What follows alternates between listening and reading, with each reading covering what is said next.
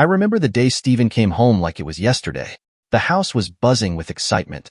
My parents fawning over this tiny, wrinkled bundle in a blue blanket. I stood at the edge of the couch, waiting for someone to acknowledge me. My mom finally looked up, smiling tiredly. "Harry, come say hi to your little brother," she said. I stepped forward, peering down at Steven. He looked fine. Just a baby, really? I wasn't sure what all the fuss was about, but I reached out anyway. "Careful," Dad warned, pulling me back before I could even touch him. "He's fragile." That was the first of many times I felt like an outsider in my own home.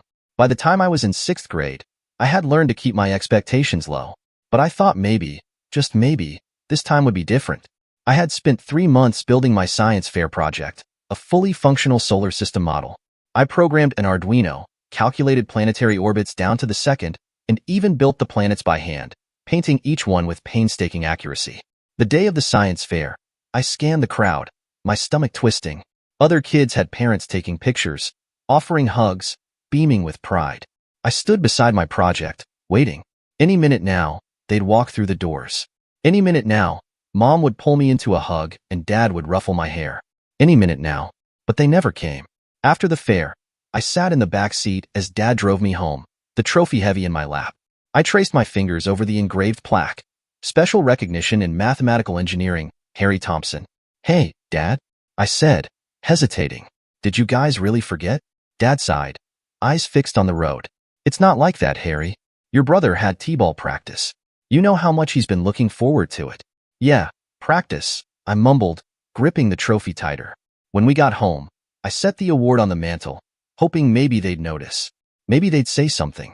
But the next morning, Steven's latest participation ribbon from t-ball was hanging proudly on the fridge while my trophy sat untouched. A week later, it vanished. I found it in the basement next to a pile of old magazines.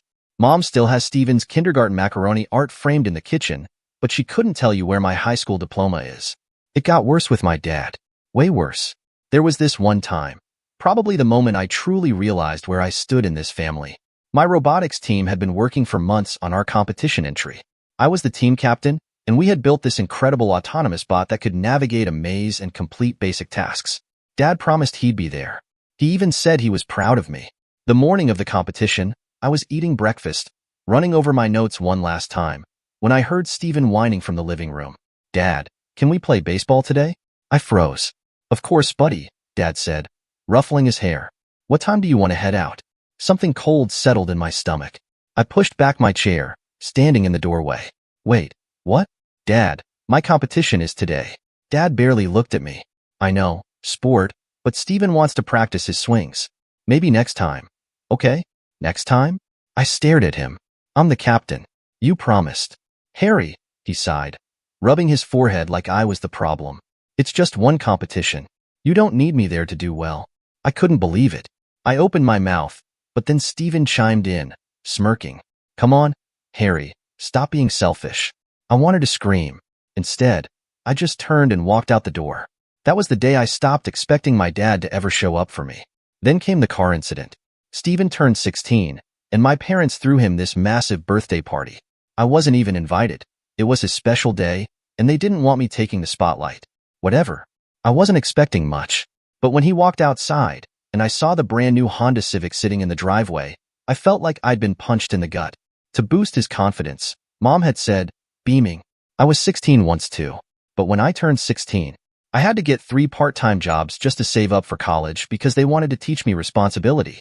I worked mornings at the library, tutored math after school, and spent weekends fixing busted computers at a repair shop. And you know the best part? Steven totaled that Civic 3 months later, wrapped it around a telephone pole because he was texting while driving. Did my parents make him get a job to pay it off? No.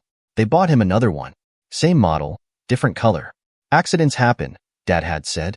I wanted to scream, yeah, and responsibility was only important when it came to me, huh? But I didn't. It wouldn't have mattered anyway. The real kicker was that Steven wasn't even a good kid. He was a nightmare. If he didn't get his way, he'd throw these massive tantrums, slamming doors, breaking things, screaming at our parents like they were the worst people on earth. He skipped school. He got caught stealing. He even got suspended once for getting into a fight, but my parents waved it off. He's just going through a phase, Mom would say. He's sensitive. Meanwhile, I had to be perfect. If I got anything less than an A+, Mom would sigh and say, "Maybe you're spreading yourself too thin, Harry." If I ever showed even a fraction of the frustration I felt, suddenly I was the problem. I was being difficult and upsetting Steven. The crazy part is, for years, I actually believed something was wrong with me. Maybe if I was smarter, more outgoing, more like Steven, they'd notice me too. So I tried. I studied harder, won competitions, volunteered for extra projects, but nothing worked. It was like I was screaming into a void. I didn't fully realize how bad it was until I went to college and saw how other families treated each other. My roommates' parents would call to check in on them. My friends' families would send care packages, celebrate their achievements. I remember my buddy, Jake, getting a surprise visit from his parents just to take him out to dinner because they missed him. The first time I saw something like that, I laughed out loud. Not because it was funny, but because the idea of my parents ever doing something like that felt like something out of a movie. But the best part about college? The distance. I barely went home except for major holidays, and even then, I'd make excuses to leave early. Dad would throw in guilt-trippy comments over the phone. "Steven really misses his big brother." I'd roll my eyes. "Yeah? Funny how he never calls." "Oh, you know how he is," Dad chuckled, like it was cute. Yeah, I knew exactly how Steven was. The only time he ever texted me was when he wanted something. Money for some new business idea, a small loan to get him started. It didn't matter that I was still a broke college student. Steven always assumed I had cash lying around. By junior year, I was thriving. 3 of my papers had been published. My professors were taking notice. Then one day, Dr. Patel, the head of my department, pulled me aside after class. "Harry, I have something exciting to discuss with you." She smiled. "There's an opportunity one think you'd be perfect for." It was an exchange program. 6 months at Seoul National University, working on a cutting-edge AI project. I called my parents that night, excited to tell them the news. Mom answered, sounding distracted. "Oh, that's nice, dear." "Hold on, Steven. What do you mean? You got expelled?" That was it. That was the entire conversation. Apparently, Steven had just been kicked out of his 3rd community college for skipping too many classes. The entire time I was talking, she wasn't even listening, just dealing with his latest mess. So, I stopped bothering. I left for South Korea, and they didn't even realize I was gone until I was already there. And those 6 months? They changed everything. I was surrounded by some of the brightest minds I'd ever met, working on projects I could have only dreamed of back home. The technology, the innovation.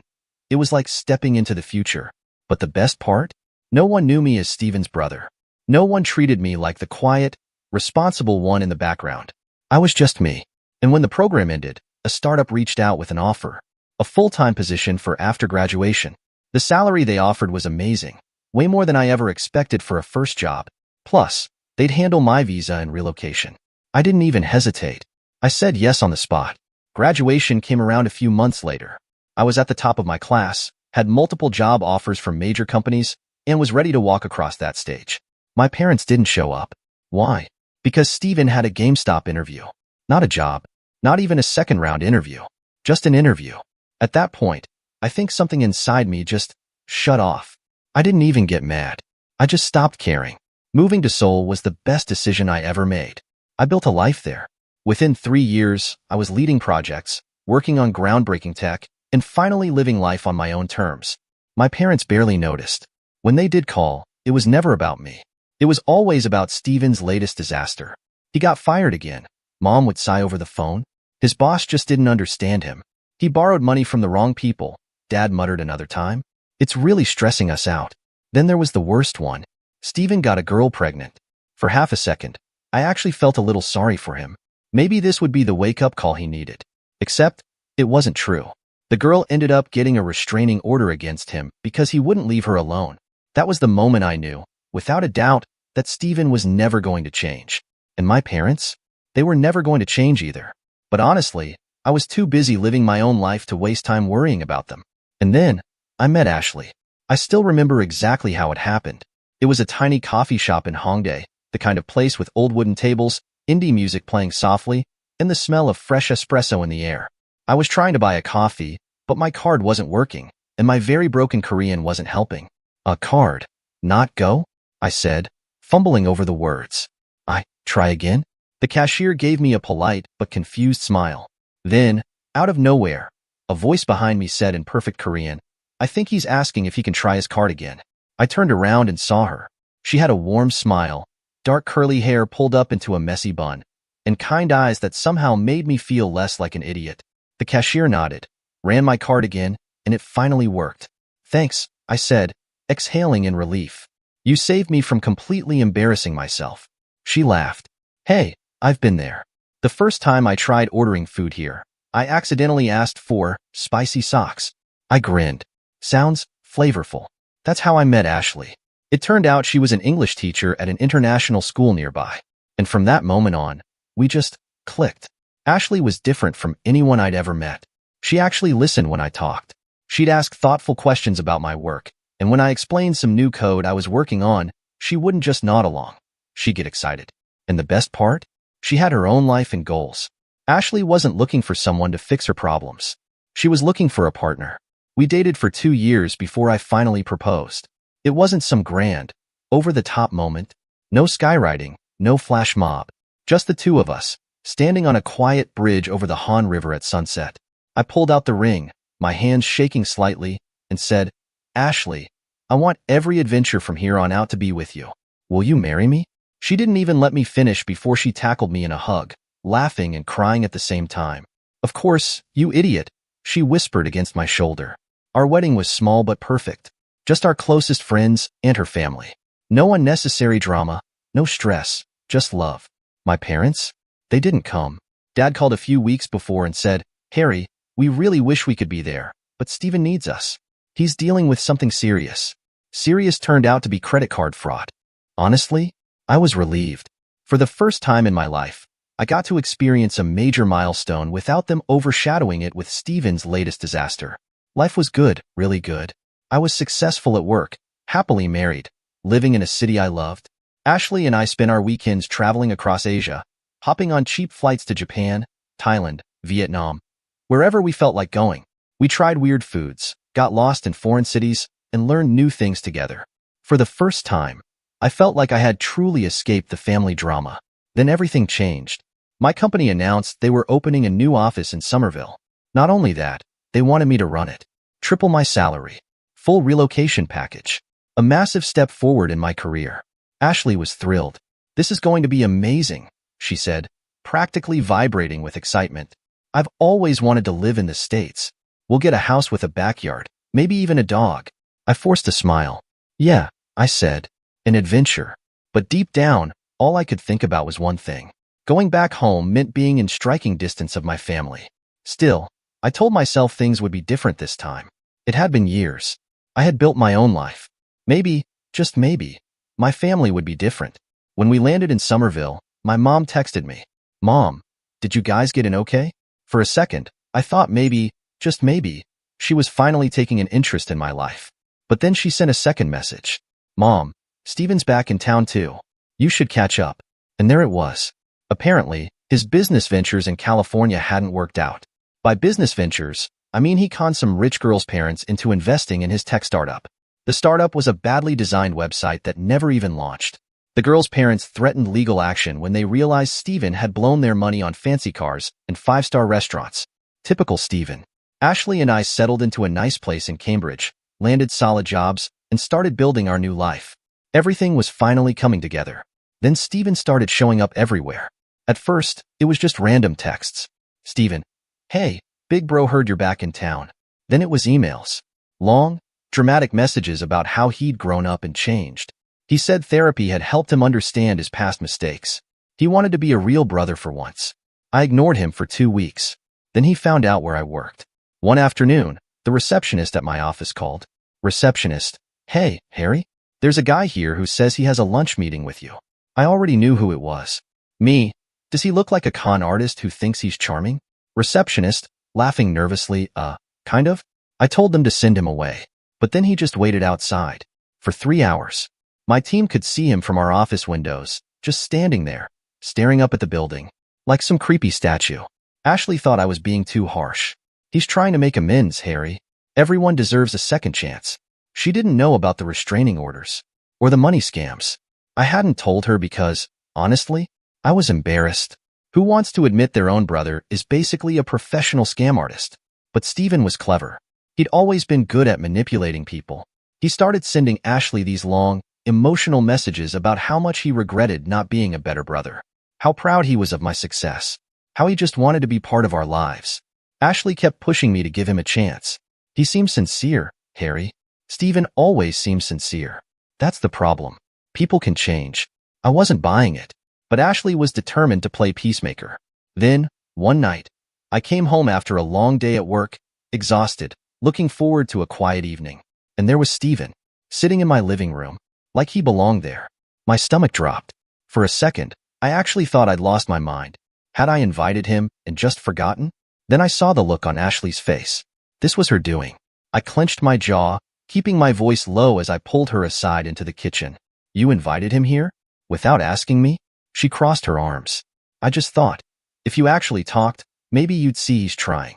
I exhaled sharply, forcing myself to stay calm. I wanted to be angry.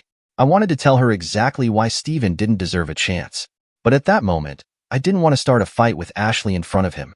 And, if I was being honest, a small, very small part of me wondered, what if he really had changed? Back in the living room, my brother put on an Oscar-worthy performance. He grinned as he handed over a neatly wrapped box. Just a little something for you guys. A housewarming gift. I took it, already skeptical. It was heavy, the kind of weight that screamed luxury item.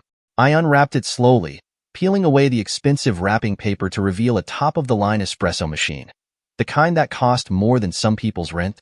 I forced a nod, glancing at Ashley. She looked genuinely touched. Wow, she said, eyes wide. This is so thoughtful. I barely held back a scoff. Thoughtful? Right. More like an elaborate way to make himself seem generous while probably using someone else's credit card to pay for it. Yeah, I said flatly. Thoughtful.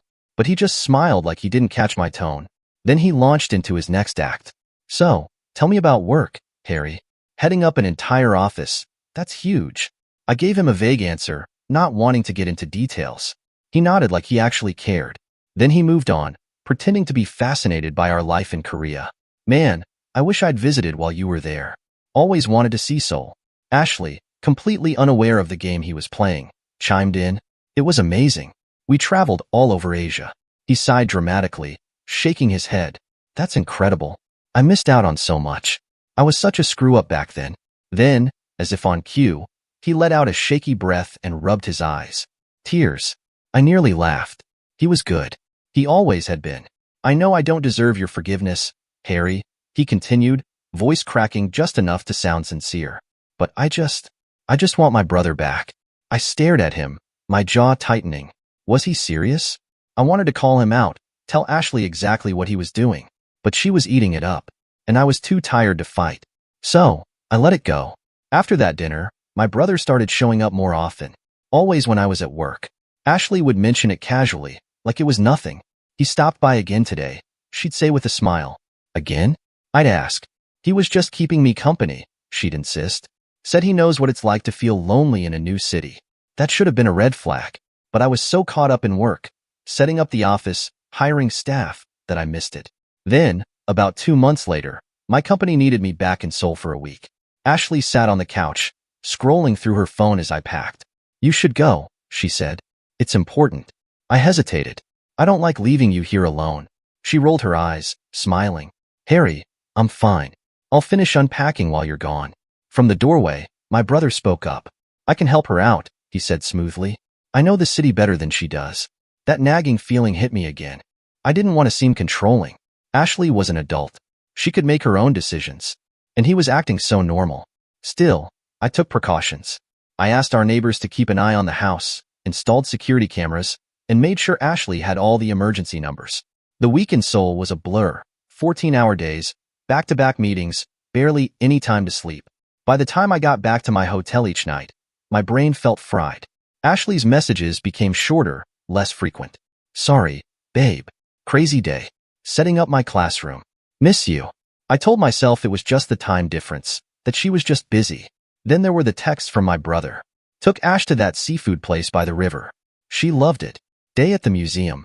She's a history nerd, bro. Who knew? Shopping downtown. Got her a scarf. Looks good on her, right? Each message came with pictures. Smiling faces at restaurants, strolling through parks, museum exhibits in the background. But they weren't alone. My parents were in every shot. Mom, beaming. Dad, laughing. It looked like some wholesome family outing. And every text came with a long, over-the-top message about how grateful he was. Thanks for trusting me, Harry. Really means the world. I finally get what family is about. I should have felt relieved. My parents were there. It should have made everything feel normal. But it didn't. Something felt off. The night I got back, we had a family dinner. Just me, Ashley, and my parents. For the first time in years, it actually felt normal. We sat around the dining table, Mom fussing over the side dishes, Dad pouring drinks. My brother wasn't there. And for once, he wasn't the center of attention. I could finally breathe. Ashley was quiet, though. She barely touched her food. You okay? I asked, nudging her foot under the table. She looked at me, took a deep breath, then put her fork down. I'm pregnant. I blinked, stared. Wait, what?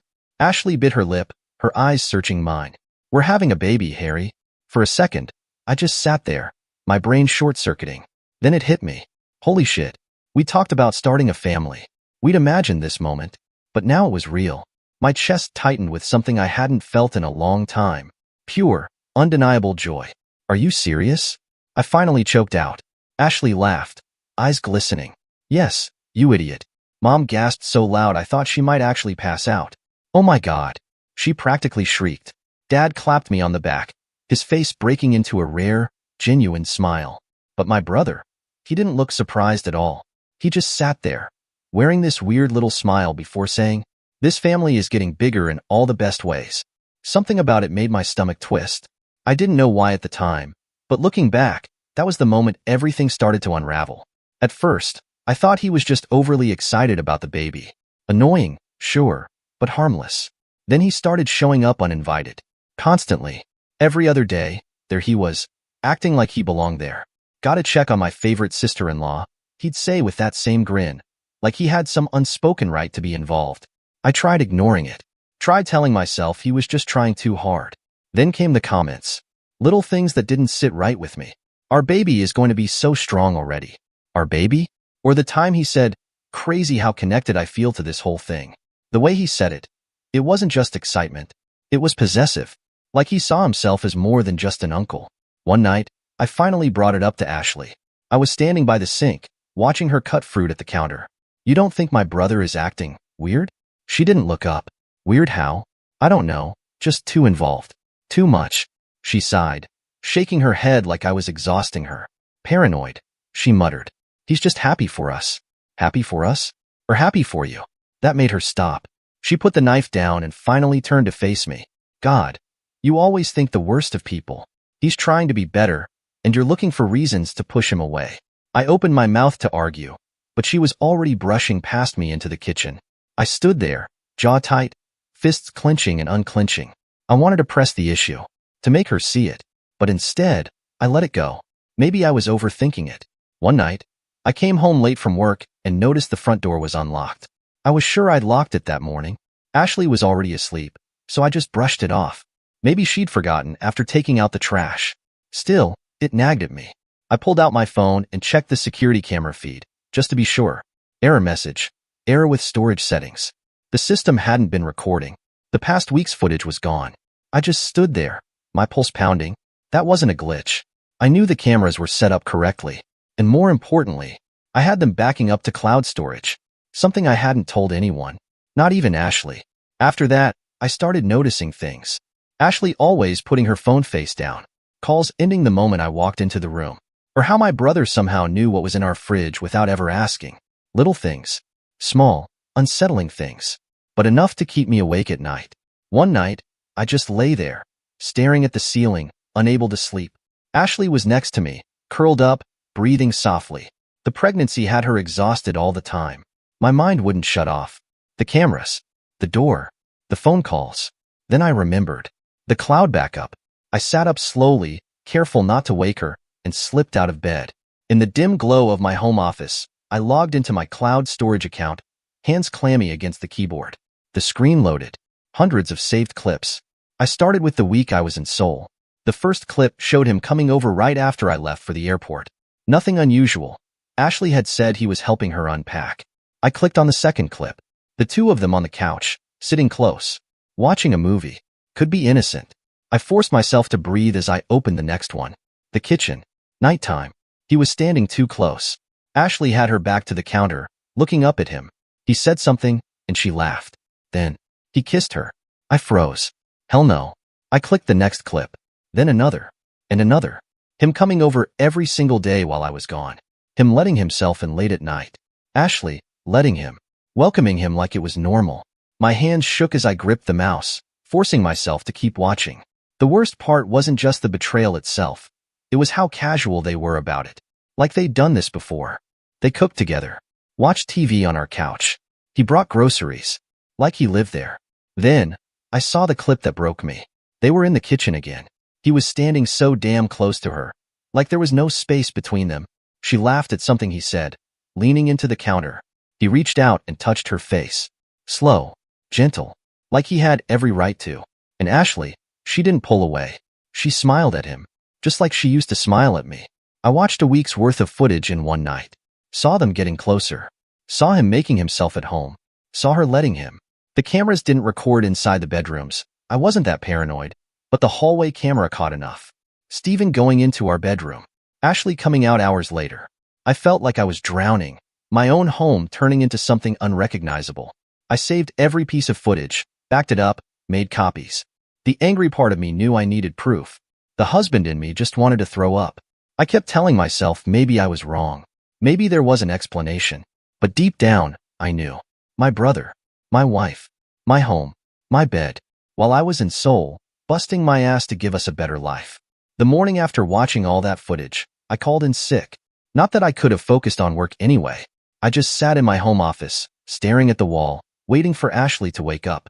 Eventually, she wandered in, all cheerful, talking about prenatal vitamins and doctor's appointments, acting like everything was normal. Like she hadn't spent the last week letting my brother into our home. I didn't yell, didn't scream. I just opened my laptop and hit play. The kitchen footage. Stephen's hands all over her. Ashley's face drained of color. Her hands trembled as she took a shaky step back. Harry, I cut her off. Don't. My voice was steady, but inside, I was barely holding on. Just don't. Tears welled in her eyes. I can explain. I let out a bitter laugh. Explain? I gestured to the screen, where Stephen was still touching her, like he had every right to. Go ahead, Ash. Explain this. She wiped at her eyes, her breath coming in quick, shallow gasps. It's not what it looks like. Really? My voice rose, the anger finally breaking through. I stood up, chair scraping against the floor. Because it looks like my wife has been screwing my brother while I was thousands of miles away. Ashley's sobs grew louder, her hands gripping the edge of my desk like it was the only thing keeping her upright. We didn't mean for this to happen, she choked out. It just happened. I stared at her, feeling something inside me snap. We? I repeated, my voice like ice. She nodded, eyes pleading. Stephen, he really gets me. As if that somehow made it okay. I let out a bitter laugh. Stephen gets you?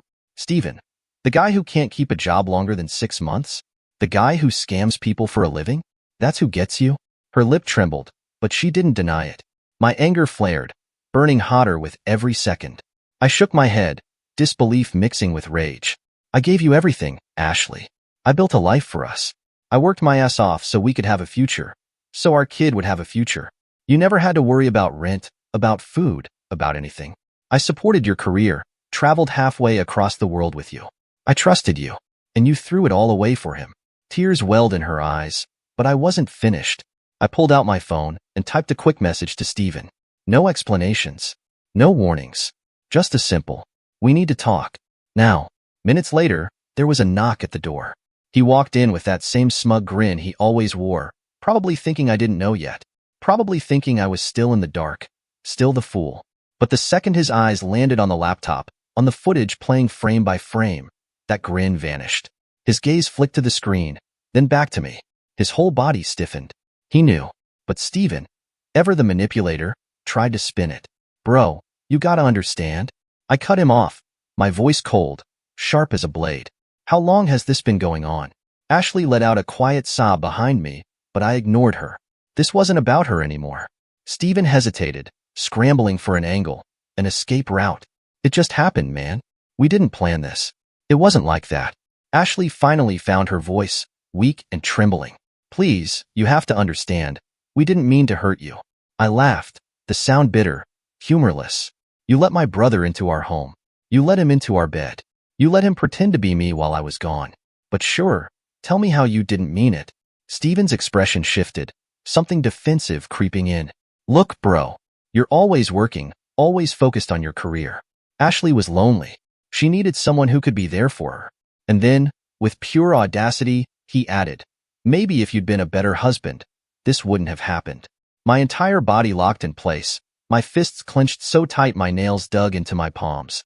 Every muscle screamed for me to launch Steven through the nearest wall, to beat him until there was nothing left but regret in his smug face. But I forced myself to stay still. I forced myself to breathe. I glared at him, my voice low and dangerous. Is that what you tell yourself to sleep at night? That it's somehow my fault? That you didn't have a choice but to act like a goddamn parasite? Ashley sobbed harder behind me, her breath coming in sharp gasps. Please, she begged. We need to think about the baby. I turned my head so fast she flinched. Whose baby is this? Her face crumpled, her hands clutching her stomach like the answer could protect her. Like she hadn't even considered I'd ask. It's yours, she choked out. I gave her a look so cold it could have frozen the entire room. Like you swore I was the only one? I took a step closer, my voice razor sharp. Like you swore Steven was just family? She didn't answer. Because she couldn't. Steven, desperate now, raised his hands like he could calm the fire he started. Come on, man. We're all family. We can figure this out. That was it. That was the moment something inside me snapped. I stepped toward him, closing the distance until I was in his face. Close enough for him to feel the fury radiating off me. Let me make something very, very clear to you. Steven, I growled, my voice like ice. You are not my family. You are not my brother. You are nothing to me. He opened his mouth, but I wasn't finished. You crossed a line you can't come back from. And if this baby isn't mine, I leaned in, my breath hot against his paling face. Then you better run.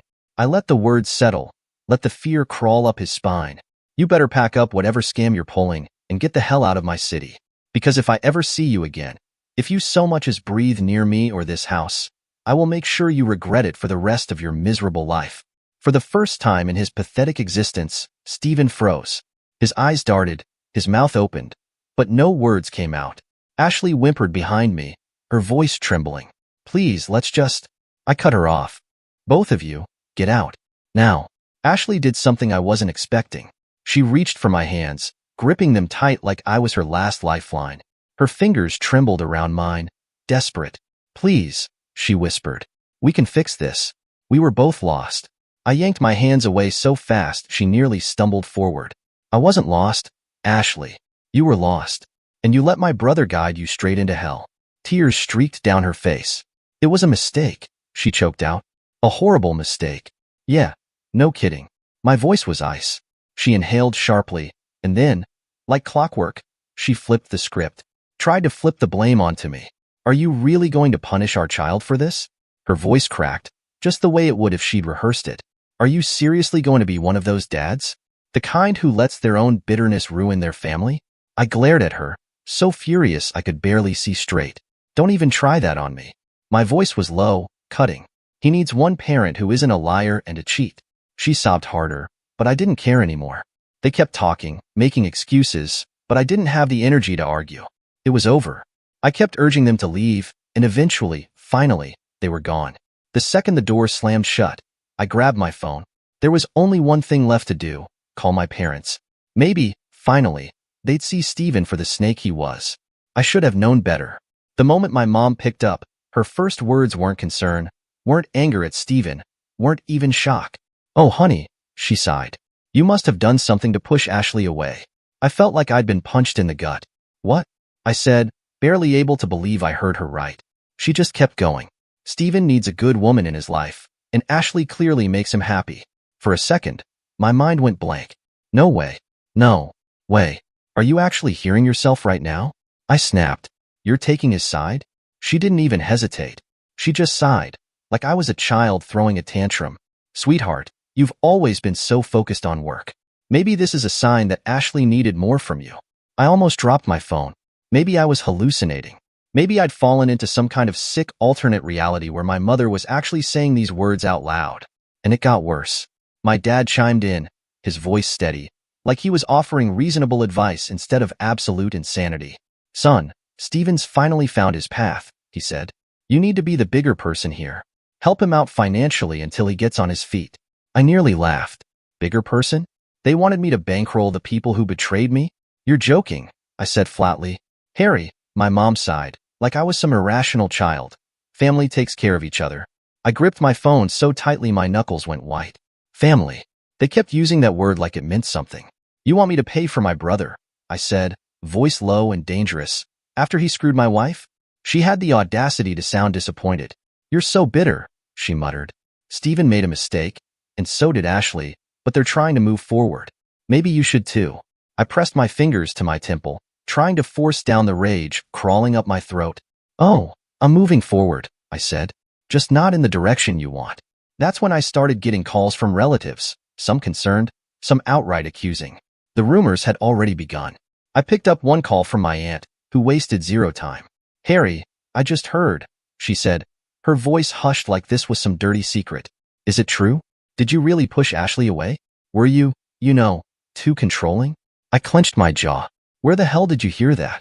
She hesitated, then admitted, your parents. They said you had security cameras in your house, that you were paranoid, that you scared Ashley off with your coldness. I let out a sharp, bitter laugh. Security cameras. In my own damn house. They said Steven was just being supportive, she continued hesitantly. That things got complicated, and he was there for her. I almost saw red. Complicated? I said, my voice dripping with disbelief. Yeah, I bet things got real complicated when he was sneaking into my house behind my back. She didn't have much to say after that. That was it for me. Done. Done with Steven. Done with my parents. Done with all of it. That afternoon, I called a lawyer.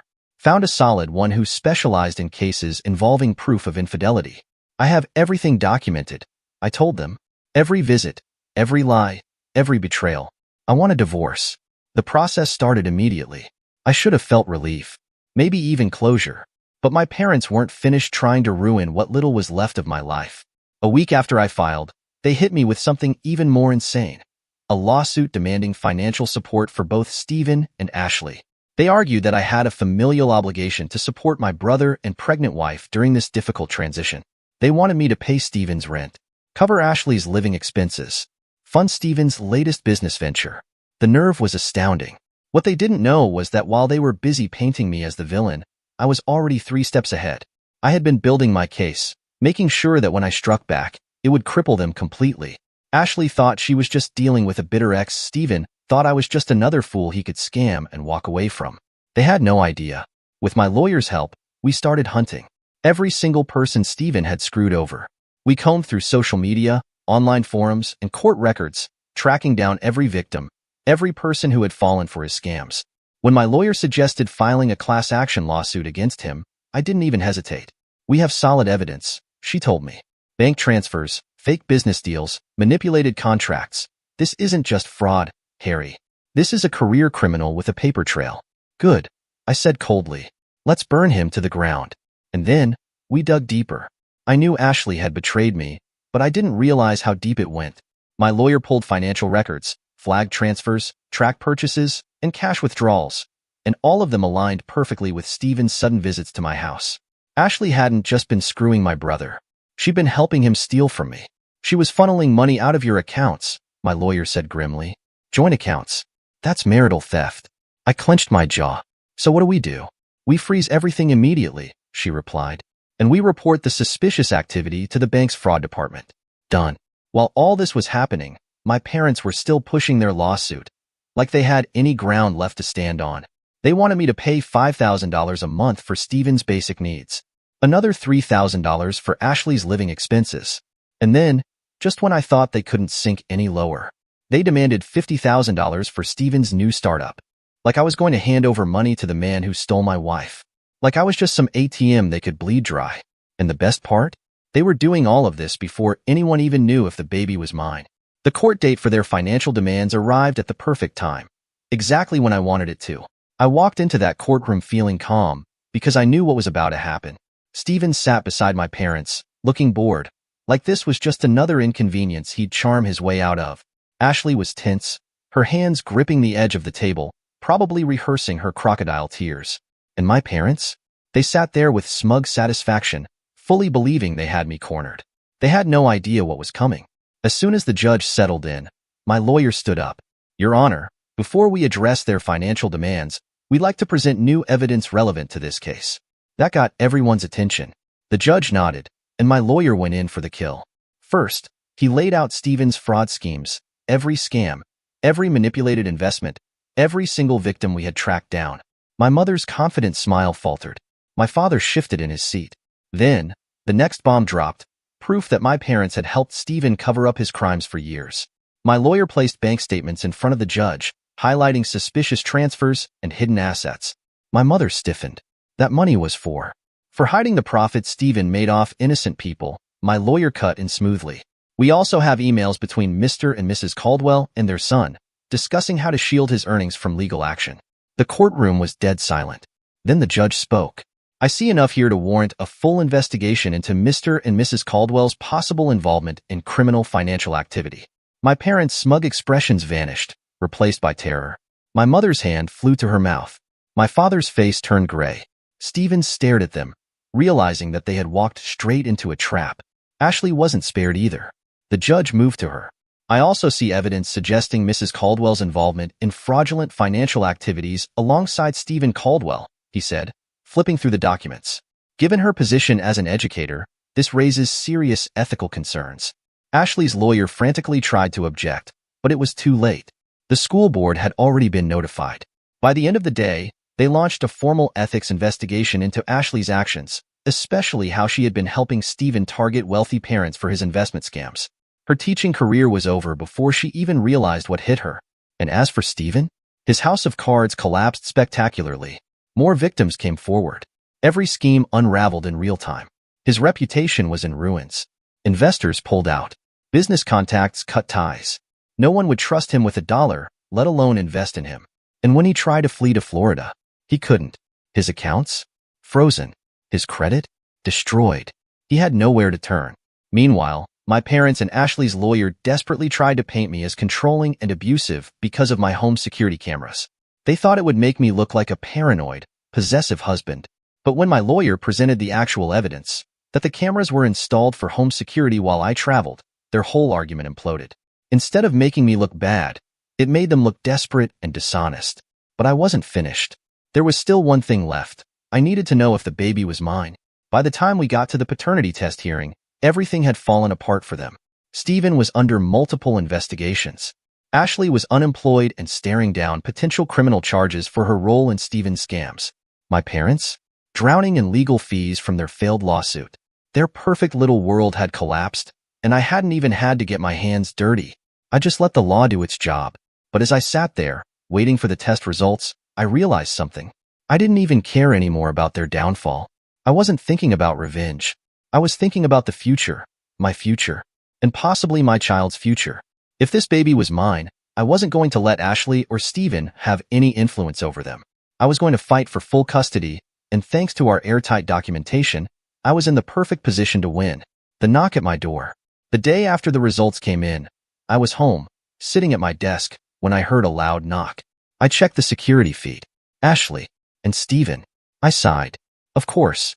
I opened the door, and before I could say anything, Ashley marched inside like she still lived here. You need to drop all of this legal crap, she demanded, crossing her arms. Family should stick together. I raised an eyebrow.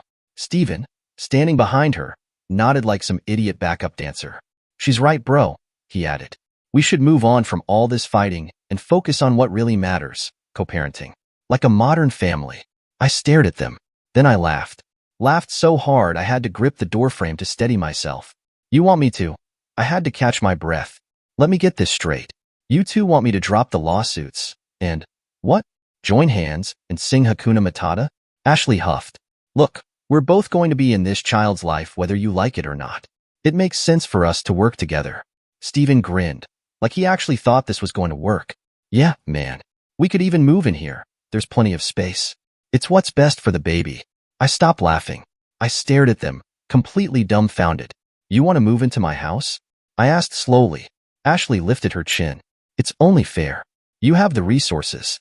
We wouldn't even be asking if you hadn't. If I hadn't what? I cut in. If I hadn't caught you stealing from me? If I hadn't exposed Steven's scams? If I hadn't ruined your perfect little fantasy? Ashley's face flushed with anger. You're being unreasonable. She snapped. This isn't just about you. There's a child involved now, right? I said, leaning against the doorway. And the only thing that matters to me is making sure this child is never exposed to either of you. Ashley opened her mouth, probably to scream something about me being heartless. But before she could, Steven pulled out his phone and started recording. I almost laughed again. Oh, you're filming now? I asked. How cute. Steven smirked. Just making sure there's proof of how you're treating us. The courts aren't going to like how unwilling you are to cooperate. Ashley folded her arms. Yeah, and when they see this, they'll know who the real manipulator is. I tilted my head, pretending to think about it. Then I stepped aside and pointed to the security camera in the corner of the room. Both of them froze. Thing is, I said, my security system records audio too. Ashley's eyes widened. Steven turned pale. I gave them a slow grin. So not only do I have your pathetic little recording, but I also have crystal clear footage of you two trying to extort me. Oh, and I tapped my chin. Didn't you just admit to a few other scams you've been running? Ashley's mouth fell open. Steven grabbed her arm. Let's go, he muttered. But it was too late. They knew it. I knew it. And when I sent the footage to my lawyer, Brenda, she laughed. She laughed so hard. She had to put me on hold. When she came back, she was still chuckling. Well, Harry, she said, gleefully, this is what we call Christmas coming early for our case. Karma hit Steven fast. I barely had time to sit back and enjoy the fallout before he got himself into even more trouble. See, he thought he could run his usual scams in Florida, except this time. One of the investors he tried to rip off was actually an undercover FBI agent. I found out when my parents called me, begging for help. I let the phone ring a few times before answering. What? I said flatly. My mother's voice came through, frantic. Harry, it's your brother. He's been arrested. You have to help. I almost laughed. I have to? Why? My father took the phone. Because he's family, he growled. You don't turn your back on family, son. I snorted. You mean like how Steven turned his back on all his victims? You're being cruel, my mother snapped. Steven made a mistake. I cut her off. A mistake is forgetting to pay a bill on time. A mistake is accidentally sending an email to the wrong person. Scamming dozens of people for years? That's not a mistake. That's who he is. Silence. Then my father gritted out. We had to sell the vacation home to bail him out. Now that made me laugh. Oh, that's perfect, I said. You threw away a house for a con artist who will absolutely do this again the second you're not looking. He's misunderstood, my mother insisted. He just needs help, and as his brother, you should? I sighed, rubbing my temples. I don't owe him anything. And the fact that you're still defending him after everything tells me all I need to know. I hung up before they could respond. If Steven's downfall was spectacular, Ashley's was just as bad, if not worse. Remember that school board investigation? Yeah. Turns out they found a gold mine. Apparently, she had been using her position as a teacher to collect financial information from parents, then handing it over to Steven for his scams. Now, she's facing an investigation from the Department of Education, and a bunch of furious parents are suing her. Brenda called me as soon as she got the update. You're gonna love this, she said, barely containing her excitement. Ashley's facing civil suits from multiple parents, and if they can prove she accessed student records for financial info, that's a felony. I let out a low whistle. Damn, that's brutal. Brenda laughed. Yeah, but she earned every bit of it. She wasn't wrong. As if things weren't bad enough for them, my parents tried one last stunt, a family intervention at their church. I got a text from a cousin warning me. Hey, just a heads up. Your parents are telling everyone you're mentally unstable and need help.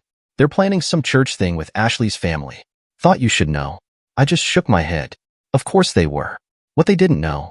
Brenda had already talked to the church leadership and filled them in on Steven's long list of victims, which included several elderly church members.